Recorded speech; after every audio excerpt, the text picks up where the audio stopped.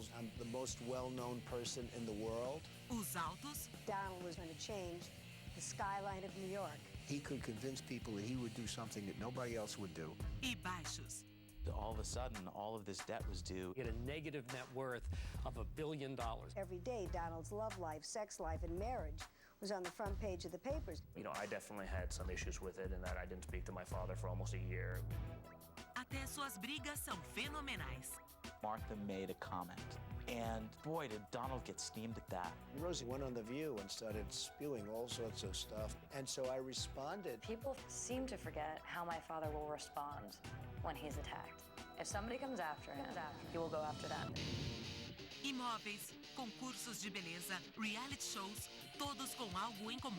A lot of people have asked me what made The Apprentice so successful, and obviously it was me. Pela próxima hora, entrevistaremos Donald e revelaremos os bastidores de dos homens mais famosos do planeta.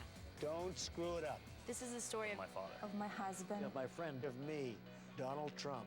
The true Hollywood story. I hope you're gonna like it. It's Trump!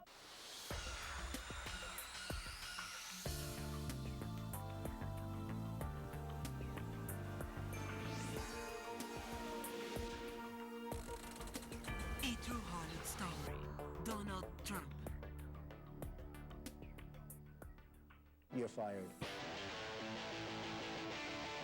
Em outubro de 2007, Donald anunciou os preparativos da 7ª temporada de seu reality show.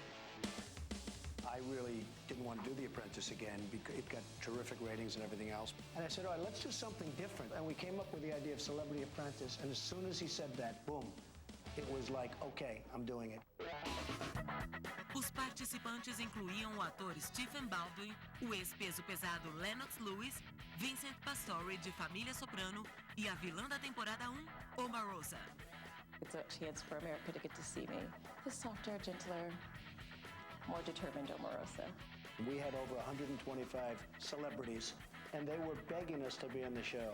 And the hardest thing we had was breaking it down to these 14. I did it because I'm a New Yorker, and this is a New York show, and Donald Trump is New York. Good luck. Donald John Trump nasceu no Queens, Nova York, em 14 de junho de 46. We were a very close family. I had 2 brothers and 2 sisters. My mother was a homemaker, and she was a terrific woman, and my father was a builder. He was building houses in Brooklyn and Queens, and I was sitting on his lap when he's making phone calls. Quando não aprendia as regras, Donald criava problemas. At those times, I was a little bit rebellious. I wanted my way in class. I wanted my way with teachers. I wanted my way with pretty much everybody, but you don't always get your way. Para manter o controle, os pais mandaram Donald à Academia Militar de Nova York aos 13 anos.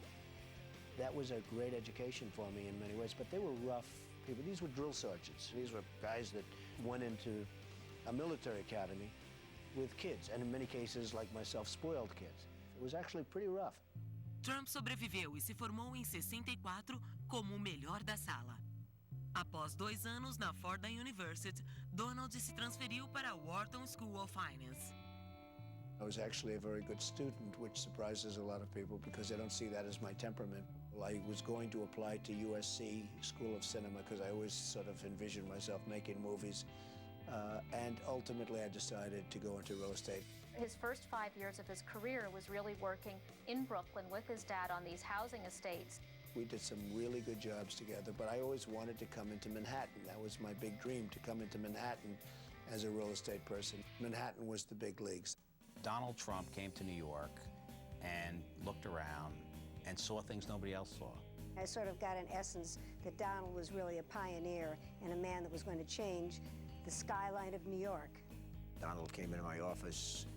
He was 27 years old, and he had an idea to turn the Commodore Hotel into the Grand Hyatt. It was sort of this rundown hotel. It was a time when New York City was in incredible financial straits. Donald wanted to take it over, but he didn't have the money. The person who put up the collateral, the person who gave him the contacts early in life was his dad, Fred Trump. The city was one step away from real trouble on foreclosing, losing on their bonds. Everything was down. Real estate was down. Hotel occupancy was down. It just was not the right atmosphere to do something like that. But he had the vision, so he did it. Well, the Commodore Hotel I bought very inexpensively at a very bad time in the history of New York. I got the Hyatt hotel chain to come in as a partner, and I went to the city and got various tax abatements and other things that you needed to develop the site. Antes dos 30 anos, Trump se tornou influente no mercado imobiliário. It was the linchpin of his career. He now found out that he could convince people that he would do something that nobody else would do. And if somebody said it can't be done, he said it can be done. No verão de 76, ele conheceu a modelo tcheca e ex-esquiadora olímpica Ivana Winkelmeyer. Donald was an all-American boy. He was very smart, had a fabulous energy, and we fell in love. Menos de ano após o primeiro encontro, Donald e Ivana se casaram em Nova York. It was in this beautiful church in Manhattan, and it was a small wedding. It was just the family and her close friends. 8 meses depois, eles receberam um filho, Donald Jr. Ter um bebê não diminuiu o ritmo do casal. Trump nomeou a esposa vice-presidente para o Grand Hyatt. She's somebody who's always enjoyed being a public figure, married to somebody who was the biggest public figure, and she wanted an opportunity to get out there as well. And I think one way she did it was by getting involved in the business. Well, the Hyatt opened, and I brought it in under budget, and it just was a really successful job. And by the time we opened, the hotel market was booming. One success led to the other. The Hyatt Hotel led to the Woman Rink success in Central Park, where he rebuilt that, and he seemed to be a savior, like a once-in-a-lifetime figure that was a saint almost, that was going to save the city. Quando a recessão dos anos 70 chegou ao fim, os Trump se tornaram um símbolo da nova década. Ivana was sort of the tastemaker for Donald Trump. She was the one who would take the properties and make the interiors beautiful. And they were seen very much as a Tweedledum, Tweedledee sort of partnership. Mas a boa sorte de Trump logo foi abalada por notícias da família. Em 18 de setembro de 81, seu irmão mais velho morreu aos 42 anos. Fred Jr. was terrific in every way. Handsome, smart, the personality like nobody else had. But he had a problem. He had a problem with alcohol. And ultimately, it was alcohol that killed my brother.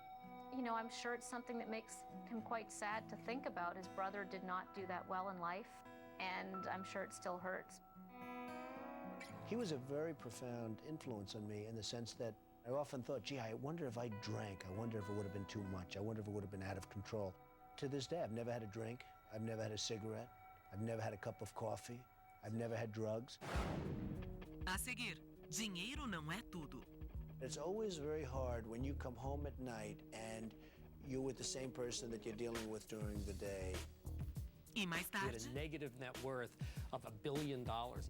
e True Hollywood Story. Donald Trump.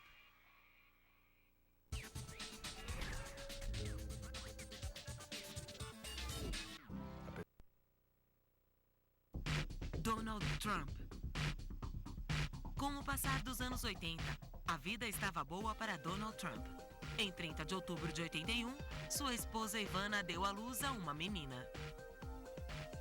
Ivanka was a perfect little girl.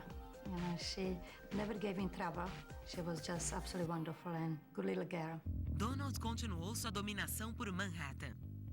Em 83, aos 37 anos, ele desenvolveu o mais alto e mais caro prédio de concreto da cidade. Trump Tower was always very special to me because it's located on the best block in New York, 57th and 5th. I got the zoning for it, which everyone said you couldn't get. I did so many things that people said couldn't happen. And from the day it's been built, it's been one of the most successful buildings. O edifício abrigava lojas de alto padrão e um condomínio de 10 milhões de dólares. Essa vitrine de riqueza chamou a atenção. It was very controversial. People thought it was kind of ugly when it first went up. But what it did was it was a very loud landmark in one of the most trafficked parts of the earth. And it basically cemented the Trump brand. Trump Tower, in the truest sense of the word, put me on the map as a big real estate developer. Trump, a esposa Ivana e os 2 filhos se mudaram para os 3 pisos superiores do arranha-céu. And that's where I lived. That was my apartment. My view was basically right down Fifth Avenue, at the time the World Trade Center, the Empire State Building, and the Statue of Liberty. So it was definitely one of the more amazing views of New York City, and that's what I grew up with. Trump foi coroado rei do mercado imobiliário de Nova York e estava na ânsia de expandir seu império. I had been looking at Atlantic City for a long time, and when they approved gambling in the state of New Jersey, I was one of the few people that really got there early. Atlantic City always had sort of an image of being sort of a tacky, seedy destination. What Trump tried to do was elevate it almost to the status of Vegas by bringing in casinos that were really top-notch. Donald juntou-se ao Harrah's para construir um hotel-cassino no cais de Atlantic City. Ele tomou emprestado $250 milhões para comprar o Harrah's e renomeou o hotel Trump Plaza. I think Donald Trump liked the action of the casino business, and he knew that when he sold the condominium, he only got paid once. And he knew that if you bought a slot machine, that slot machine worked every single day. It was a new area he'd never been in before. It was highly popular. Hotels and casinos basically make a lot of money, and he saw it as a good vehicle. A família crescia quase tão rápido quanto os negócios. Em 6 de janeiro de 84, Ivana deu à luz ao 3º filho do casal, Eric. Desde cedo, as crianças sabiam que o pai era diferente. Being a Trump had both the positives and negatives. We grew up in a very charismatic, but yet very interesting family. Our father's a serious workaholic. That's what he does. Basically, anytime I was with my father growing up as a child, it was on a job site, listening to him in the boardroom, listening to him scream on the telephone. It was also a very unconventional, father-son, father-child relationship. It wasn't, let's go play hockey in the park or let's go toss a ball around. He didn't do that if you wanted to spend time with him. It was on his terms. Em abril de 85, Trump comprou o Hilton Atlantic City Casino por $320 milhões e o renomeou Trump Castle. Ele contratou a esposa Ivana para gerenciar o hotel. She was really in charge and really running the show. Learning the hotel business wasn't anything like a rich man's wife playing at it. It was a very good life. I did learn a lot. I learned something called business, which I did not have an education. I think my mother balanced the challenges of being a mother and an executive extremely well. She was probably the quintessential working but active mother. She was out of town, I remember she used to always go on Tuesday. She'd be there for at least 2 or 3 days and then come back and was with us for the weekends and then back and forth and back and forth. Nisso, Donald conheceu a modelo de bronzeador havaiano, Marla Maples. I remember he showed me a picture once of Marla posing in like a cut-off jeans and a tied-up top. I said, oh, that's nice. And he said, I know the model, Charles, or something. I said, oh. Os rumores eram que Trump tinha caso com outra mulher. So I would always tell Ivana, somebody told me that they heard that Donald was cheating. I kept hearing that Donald was cheating on Ivana, and I never believed it for a second. Contudo, a carreira de Trump o mantinha ocupado. Em dezembro de 87, Trump publicou seu primeiro livro sobre como ficar rico. O livro se tornou best-seller. The Art of the Deal was the kind of book that fathers gave to sons and sons gave to fathers. People gave it as graduation gifts. It was considered a quality book, and that was kind of a crowning achievement in a career that was only going to get better. 2 meses depois, Trump adquiriu dos prédios mais históricos de Nova York, o Plaza Hotel. It was high times for Donald Trump. I mean, it was the end of the 80s, and things were on a roll, and if he needed money and wanted to buy something, he just called up the bank, and the bank sent over the money. He basically took out, a full loan on the Plaza Hotel without any of his own down payment. Basically took out more than it was worth. Mais uma vez, Trump procurou a esposa para gerenciar a propriedade. As relações nos negócios não ajudavam no casamento. It's always hard to be in business with a wife, and Ivana was terrific. But it's always very hard when you come home at night and you're with the same person that you're dealing with sometimes during the day, and it really does create a strain on a relationship. I was working very hard, and I was running the casinos, and I was president and CEO. I was running the Plaza Hotel. All they did was talk about work. And she sort of stopped becoming, in his eyes, a wife and more of a business partner. A seguir, 3 é demais. I mean, it was like a living movie of the week. It was a disaster. E True Hollywood Story, Donald Trump.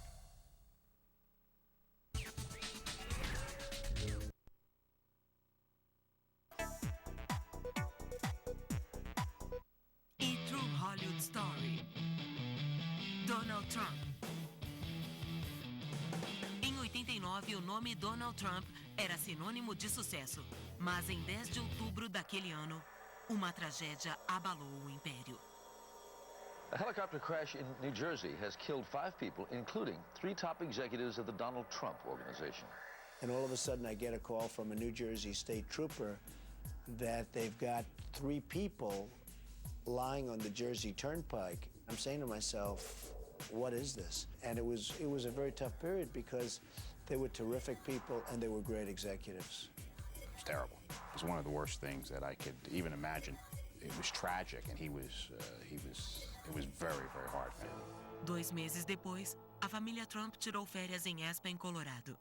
Segundo notas da imprensa, Marla Maples estava esquiando e se encontrou com Donald e Ivana nas montanhas.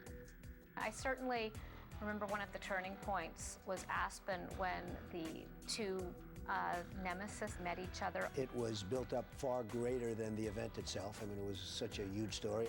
Marla Maples was the quintessential other woman, younger, prettier, you know, kind of looked a little va-va-va-voom, and I think that people latched on to this. It was an event that was unfortunate, but it wasn't accurately portrayed. It was just not as big a deal as they made it out to be. Grande mesmo foi quando Donald contou à imprensa semanas depois que seu casamento com Ivana não dava mais certo. When he announced that he was leaving Ivana, the New York tabloids basically had a field day. Every day, Donald's love life, sex life, and marriage was on the front page of the papers. I mean, it was like a movie of the week. I mean, it was like a living movie of the week. It was a disaster. I left Ivana because it was just over. I didn't leave for anybody else. Now, as it turned out, there was somebody else out there, but the fact is I left Ivana because it was just over. I'm not the reason for that marriage having problems. You know, I feel like they've had a long marriage, and as Donald has said himself, people just grow apart. There was, a period of limbo where no one really knew what was going on, as in probably, after most fights, and then it just sort of happened. Em fevereiro de 90, Donald e Ivana Trump pediram o divórcio. Ivana manteve-se na residência da Trump Tower com os filhos, enquanto Trump se mudou para o Grand Hyatt. I sat down all 3 children and I said, kids, nothing will change. You know, maybe you and your dad are not going to be living together, but this doesn't mean that we don't love you, any less. And you're going to be living in the same home, you're going to be the same friends, you're going to be in the same school. And, I just let them feel secure. When I was 12, I think I was of the impression that I was more of a man than I was, and you think you know everything. You're living with your mother, obviously, so you hear one side of the story. And so, I definitely had some issues with it, and that I didn't speak to my father for almost a year. It was tough for Donnie, and Donnie was old enough to really realize what was going on. It was a rough time, and my brother and sister were quite a bit younger, so I'm not sure, I guess Ivana would have been 8 and Eric would have been 6, so it affected them very differently than it did me. I kind of took on that role as now I'm the man of the house, and I probably wasn't ready for that. My brothers and I became extremely close in a way that who knows if we would have otherwise. As a child who's seen their parents separate, I think it's very easy to assume that people will always be there for you and whatever it is. And they are always there, but they're not necessarily always physically there. A turbulência não atingia apenas a vida pessoal de Trump. Naquele ano, o preço dos imóveis começou a despencar. In 1990, you could take the best location anywhere in the world. You couldn't sell anything. You couldn't do anything because there was like death in the real estate business. You had the Eastern Airlines shuttle. You had the Plaza Hotel. You had a number of properties. And when the real estate market went down, he got affected. He was over-leveraged. He was using kind of risky ways to finance. And when the market turned south, he wasn't able to pay his creditors. All of a sudden, all of this debt was due, and he had no way out. Na primavera de 90, Donald Trump estava com sérias dívidas. I had my difficulties, certainly, because I had billions in borrowings, and I had assets that became quickly less valuable. He was way underwater. He had a negative net worth of $1 billion. A seguir, Se Mudando. Divorce is ugly, any way you look at it. A True Hollywood Story, Donald Trump. A True Hollywood Story, Donald Trump.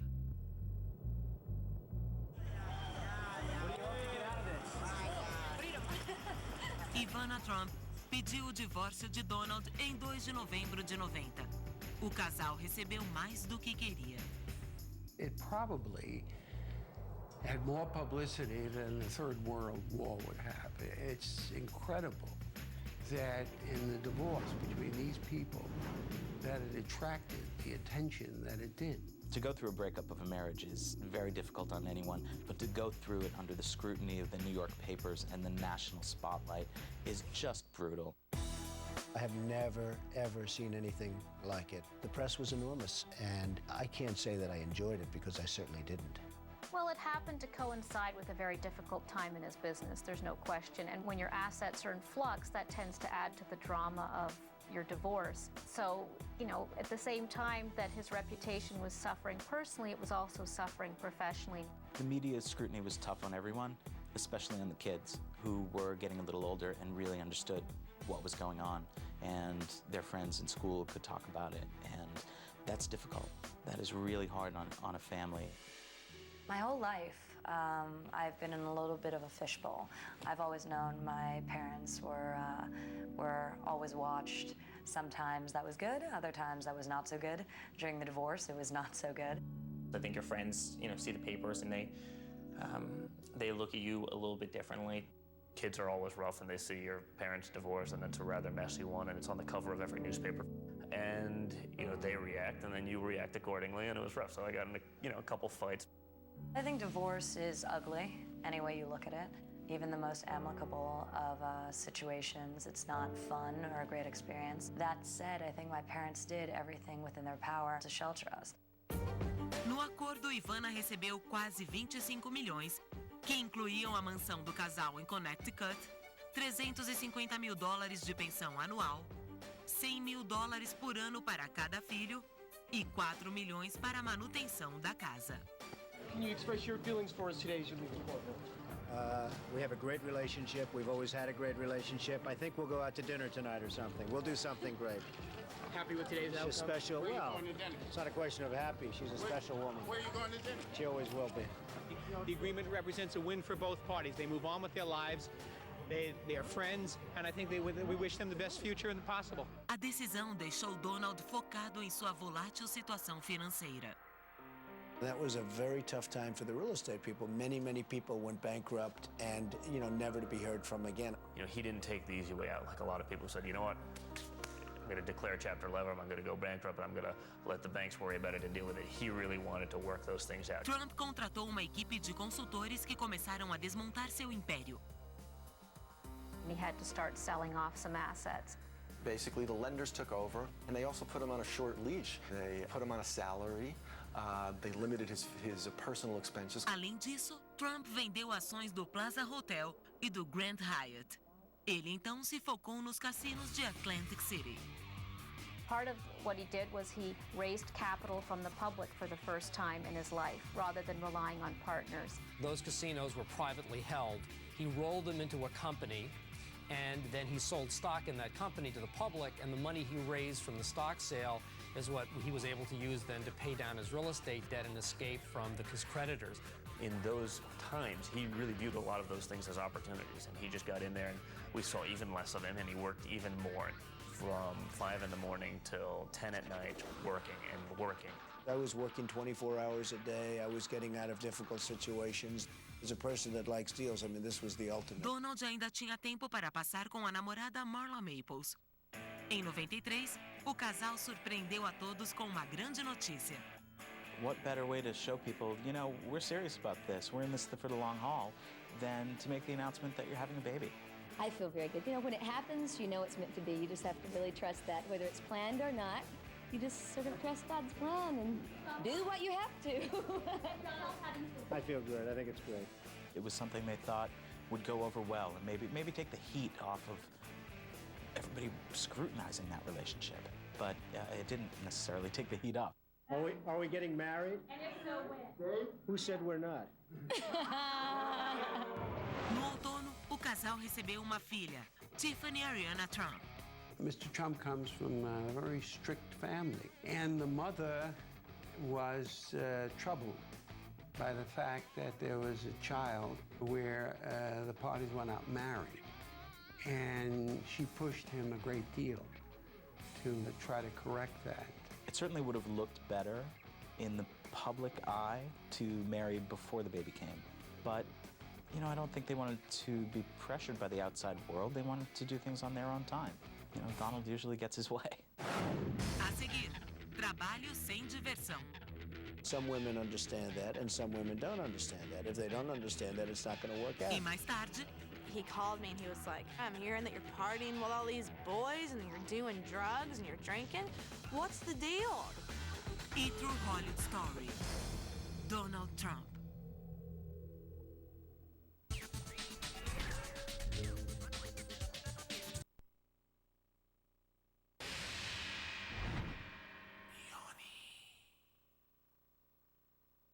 E True Hollywood Story, Donald Trump.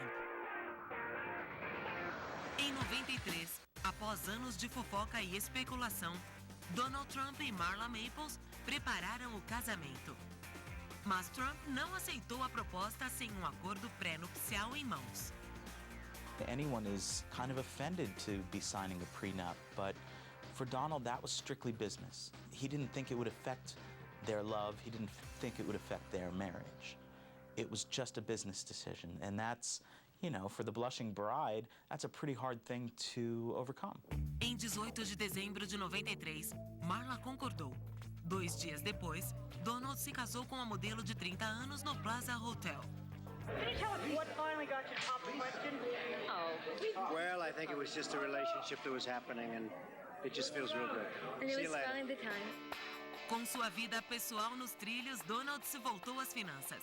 Em 95, o empreendedor já havia pago sua dívida bilionária. He basically pulled himself out of it the same way he did everything else. He made great deals. He found partners. He found banks who, rather than losing everything, were willing to go into business with the Trump empire.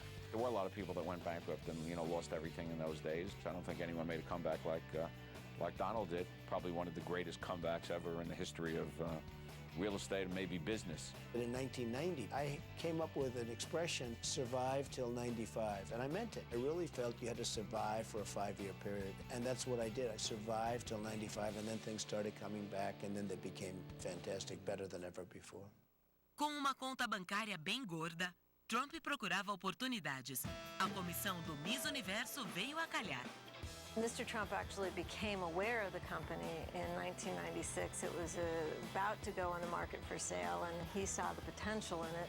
I think it's pretty well known that Mr. Trump, aside from his love of buildings, he also loves beautiful women. So this is sort of a natural, and he's turned it into a very successful company. Manter um império em constante crescimento demandava longas horas de trabalho.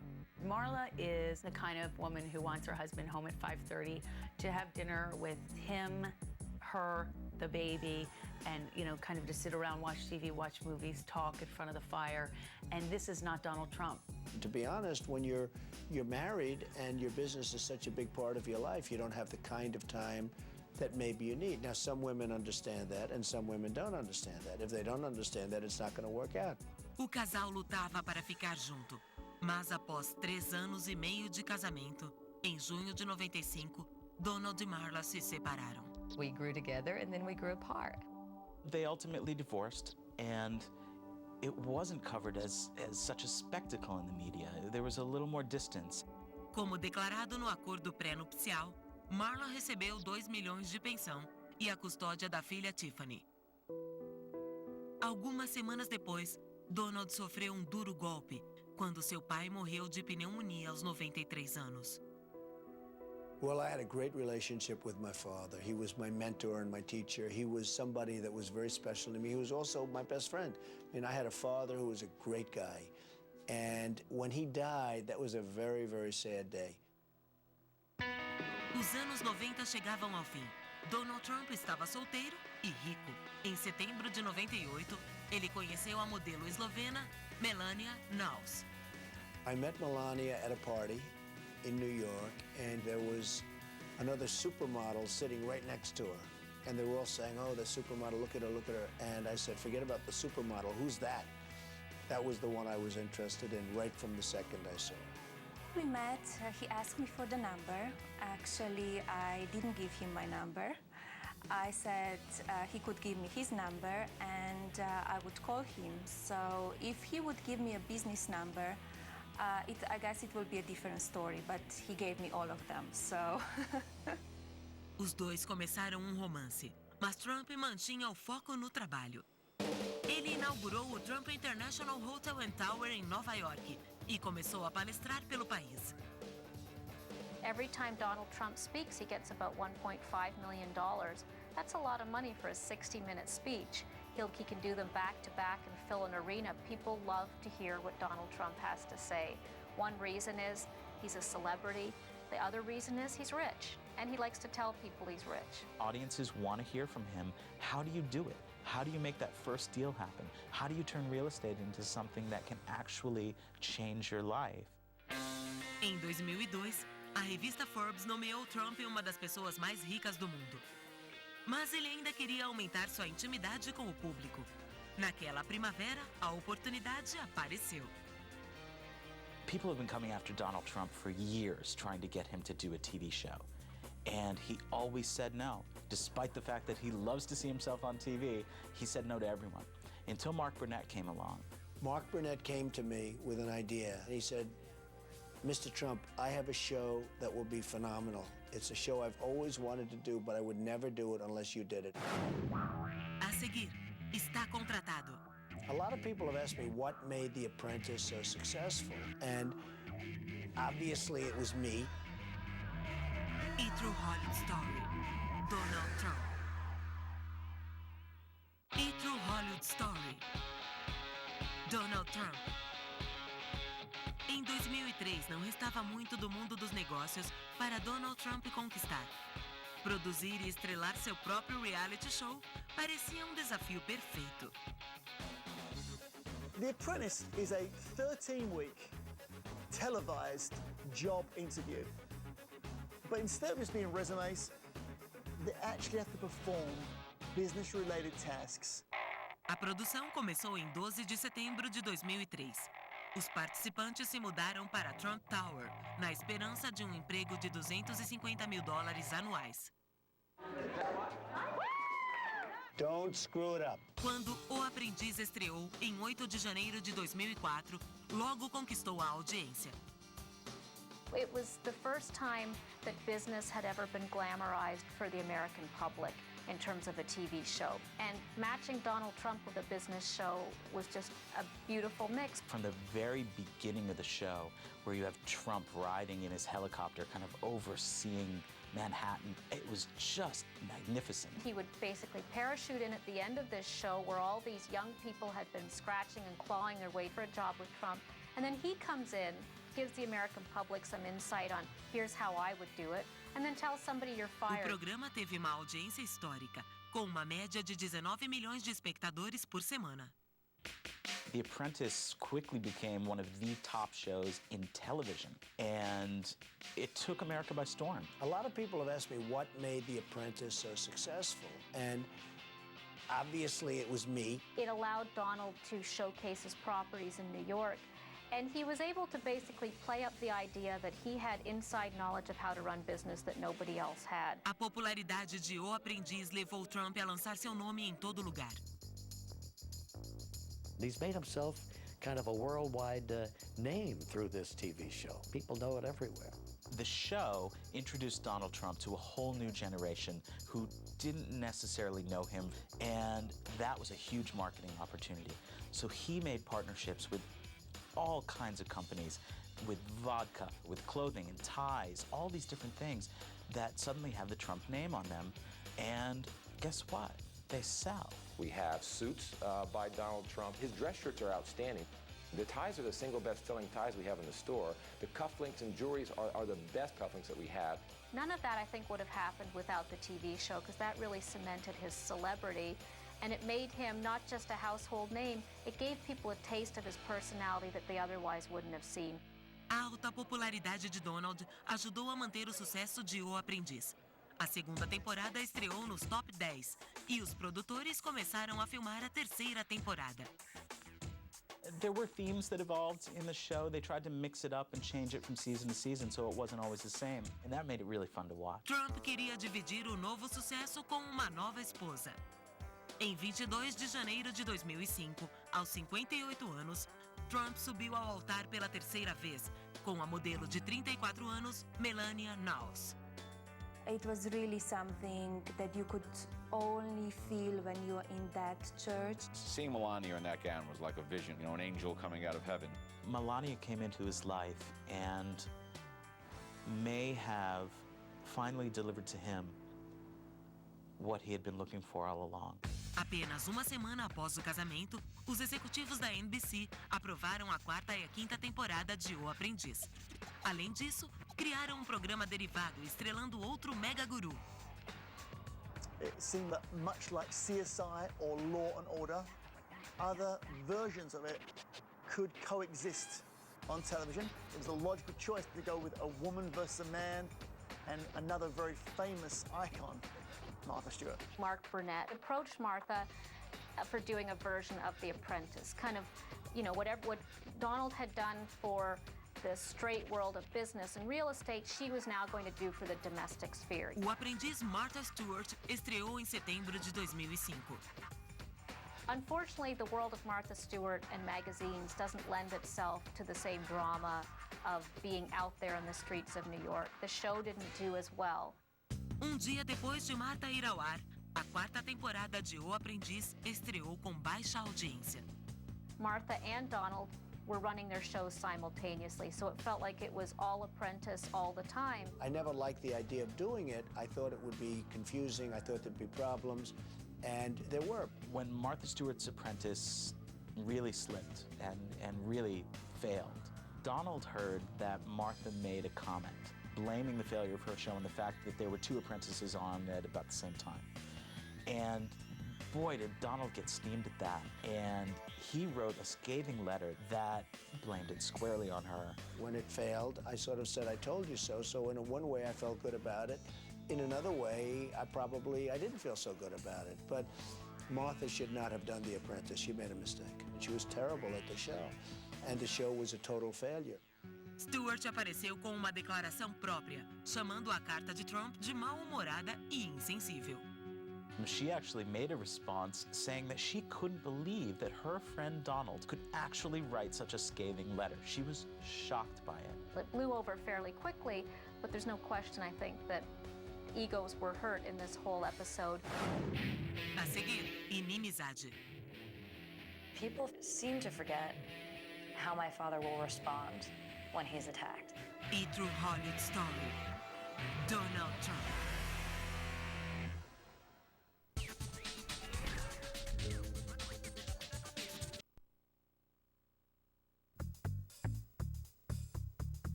E True Hollywood Story. Donald Trump. 2006 começou bem para o Donald Trump com 59 anos. Em março, Donald e a esposa Melania receberam um filho, Barron. I want to have that he has a kind of a normal life as much as is possible. Of course, he will always have a daddy's name, but it just depends how he will carry it, and I think he will do it very well. He is an absolute knockout. He is like a perfect specimen of a baby. I have 5 really wonderful children, and there's nothing like being a father. Mas ser pai não fez a vida se acalmar. Em dezembro, a comissão do Miss Universo ouviu rumores sobre a Miss Estados Unidos Tara Conner. We had been hearing for months about Tara partying. We started to realize that there might be some issues and possibly some drug abuse, and maybe she was drinking. We called her in and confronted her with it. She denied any drug use. And I said, well, if that's the case, I want a drug test. And Tara took a drug test, and some of her friends leaked it to the press. We tried to keep it quiet, and then my life completely changed in the matter of 24 hours. It broke that I may lose my title and that I'd failed a drug test for cocaine. I took it over to Mr. Trump at that point, obviously, because I knew he was going to start getting the phone calls. Mr. Trump called me and he was like, "What's going on, Tara? I'm hearing that you're partying with all these boys and that you're doing drugs and you're drinking. It's not really appropriate behavior," and I was scared to death of him. Obviously, he was disappointed. He wanted to meet with her. They said, "Mr. Trump wants you to fly to New York. We're having a press conference tomorrow to announce if you're going to keep the title." He was tough. He was very tough with her. He said, "Tara, explain to me, why should I not take away the crown? I want to hear from you." He said, "How am I supposed to fix this?" You know, and I told him, I said, "I think that it would say far more about your character and far more about the organization if you give me an opportunity to make it right. I promise you I'll turn this around, and I will be the best damn Miss USA you'll ever see." Momentos depois, Donald Trump anunciou sua decisão. This has been a very difficult time for the Miss USA pageant, and especially for our current Miss USA, Tara Conner. I've always been a believer in second chances. Tara is going to be given a second chance. He turned that press conference on its ear. Just absolutely surprised everyone by saying, "I'm going to give her a second chance. I'm going to let her continue her reign." Tara had a problem, and she had a tremendous problem with drugs and alcohol, as many people do, including my own brother. And I thought it was very important for her future and for her life that I give her a second chance. And the stipulation that I was given was, you can keep the title if you go to rehab. Not only did he get a good message out there, I think he actually saved her life. I never thought that I would be saying that Donald Trump basically gave me my springboard to live, and I'm forever grateful for him for that. Following the announcement at the press conference, I knew everybody was going to weigh in with their opinion. And of course, that led to probably the most famous feud. Rosie O'Donnell said, "Here's this guy who's twice divorced and was nearly bankrupt, and how should he be the moral compass of America in deciding whether or not this girl gets a second chance?" And I mean, Rosie really laid into him pretty hard. Rosie was really upset and went on The View and started spewing all sorts of stuff. And so I responded to her rampage. It became this very public spat where she was insulting Donald for being almost a lecherous kind of guy. And then he insulted Rosie for her looks. People seem to forget how my father will respond when he's attacked. If somebody comes after him, he will go after them. Em janeiro de 2007, o mestre autopromovido recebeu uma estrela na calçada da fama. Receiving a star on the Hollywood Walk of Fame for me was a great kick because it's not my business. I'm in real estate, I'm in deals, and you know, this doesn't happen. So that was a great day for me. That was a lot of fun. Belos edifícios e programas de audiência são ótimos, mas Trump tem outras prioridades. Donald is the truest of all friends. He's always there when you need him. Donald's children all refer to him as a great father. It's a really warm, loving family. At its heart, that's what it is. They're a great American family. Being a father, you can never, ever let the kids go because of the business. And my children have turned out very well. But one of the reasons they've turned out well is I've always given them the time. Apesar de uma vida de desafios pessoais e financeiros, Donald Trump continua um dos homens mais ricos da América. O guru de 60 anos não pretende parar. My grandfather had a saying, which is, to retire is to expire. So it's about as blunt as it can possibly be, and he really believes that he'll never step down. He's going to do this forever because, again, for him to not be in this position is agony. Nothing can hurt him. You can't get the Trumpster down. He's a force, and he just keeps going straight ahead. You have to love what you do in order to be good at it. I love my business, and I really like doing it. I have fun with it, and I love creating great buildings.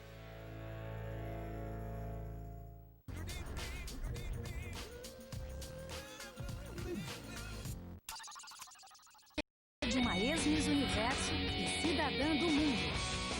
My City, My Life, a seguir na Fashion TV Brasil.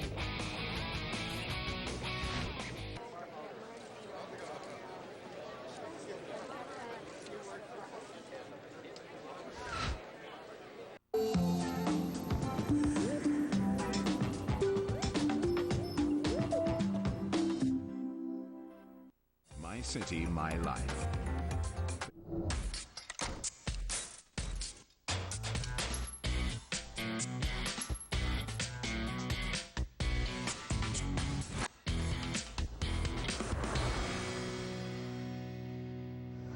Hi, I'm Riyo Mori.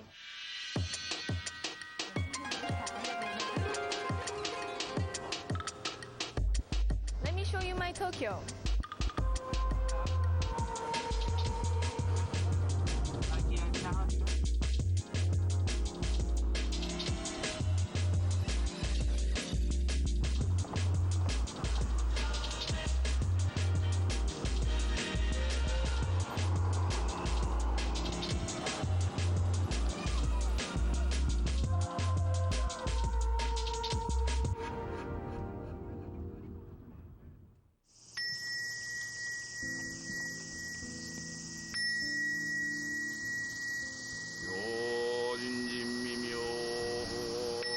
This is Heitakuji, where my grandma sleeps. We have this culture to go to the grave and wash the stone, and we believe that that is the spirit and the body of my grandmother. 타와시가 나이けど. I say, hi, grandma, I came back, and I hope, my grandmother hear me. Japan, like 50 years ago, 60 years ago, that time, women, very conservative. And, they always stand behind the men, never talk, never say opinion. But my grandma was different. I love her so much. She found out there is Miss Universe Japan. And that's how everything started. So because of my grandmother. She's like, Riyo, you're young. Maybe, you can dance, you can teach dance, you love it, it's good. But maybe you should see different world.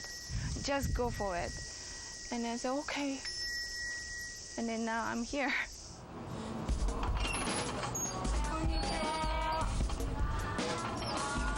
It's so nice to be back to home. I can relax, I can sleep. This is my first vacation, I think. Just having fun with my family, my friend, talking to my friend in cafe. It was my normal life before, and since I became Miss Universe, it suddenly stopped. I always have to be in the mood, and I have to be Miss Universe. So this is just perfect for me to be my hometown, Shizuoka.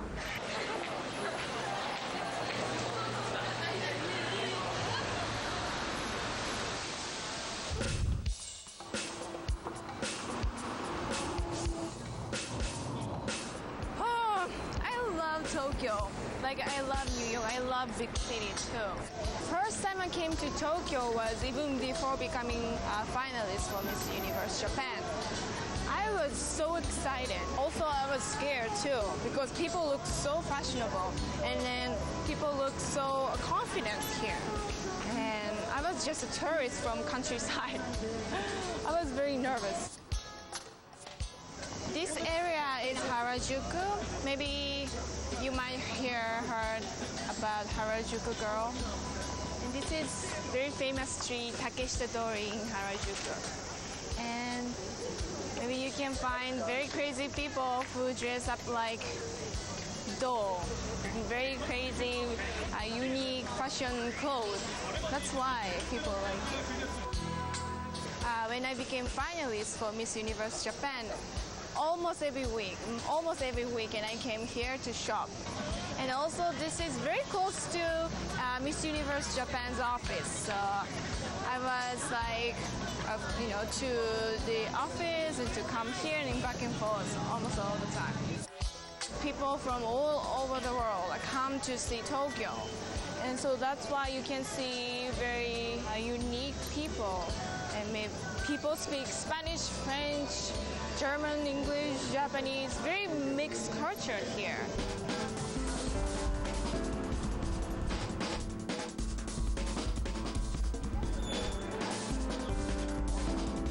Oh, you haven't changed a bit. And I never changed. Yeah, you never changed. How's your mother? Great, she's here. I finished with the Miss Universe things. Yeah, I finished my reign and came back to Japan.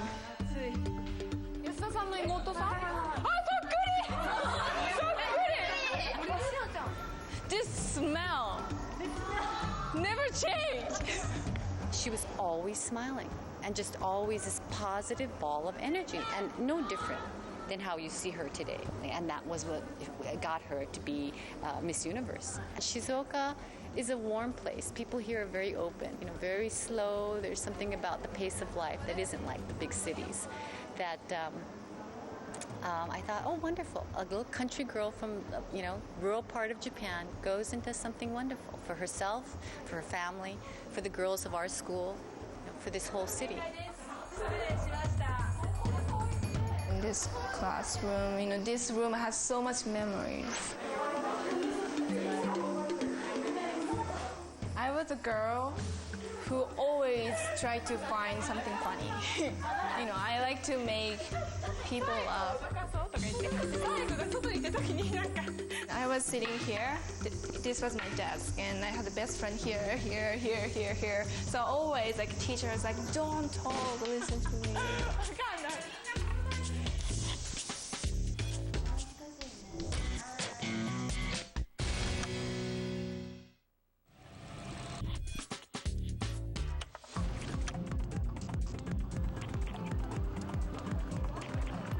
I think Tokyo is the best place to shop.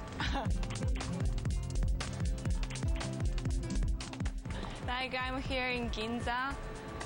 This is a great place. And I like the atmosphere too.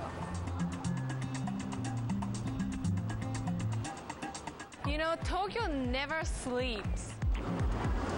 Tokyo people are so busy all the time, so I wouldn't say they're cold. They're just busy. They don't have time to talk to others.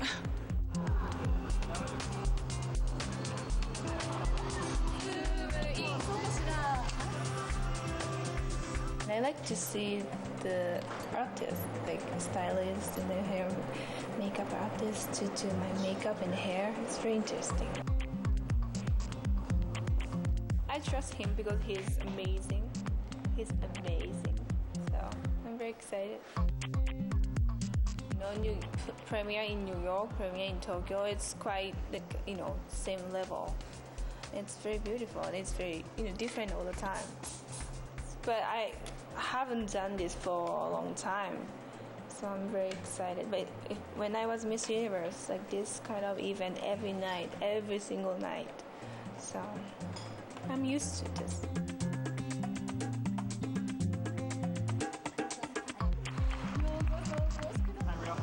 I'm having so much fun. Yay!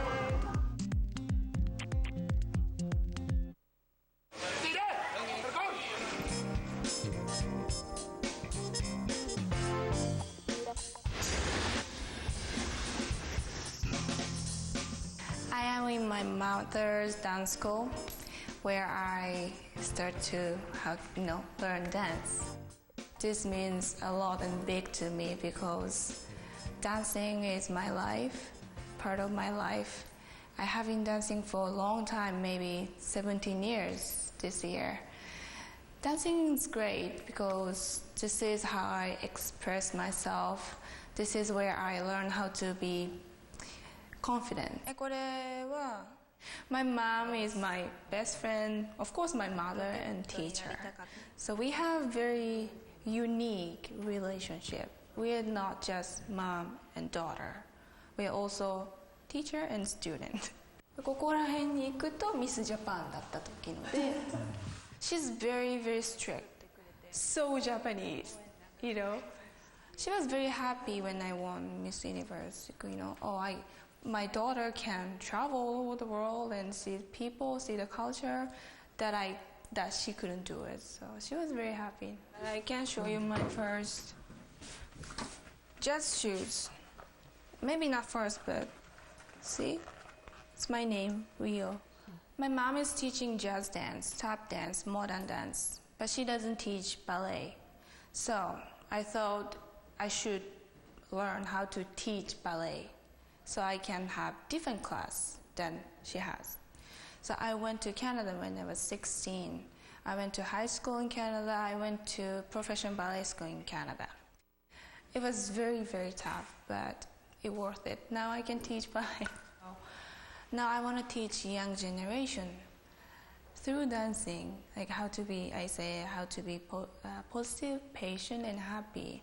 These three things is very important to me.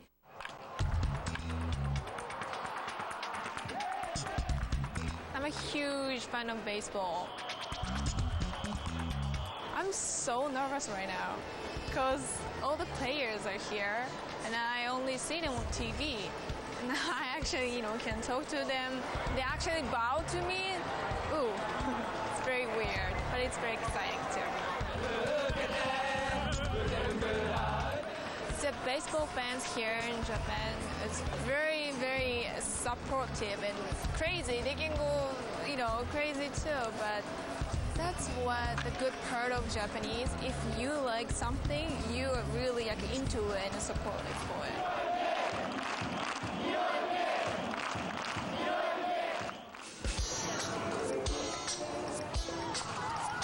I feel pretty people are so energetic here. So different from Shizuoka. People keep moving, never stop. I need a balance. I have to be in Shizuoka maybe for 50% this whole year, and I have to be in Tokyo too because I need this energy. ありがとうございました。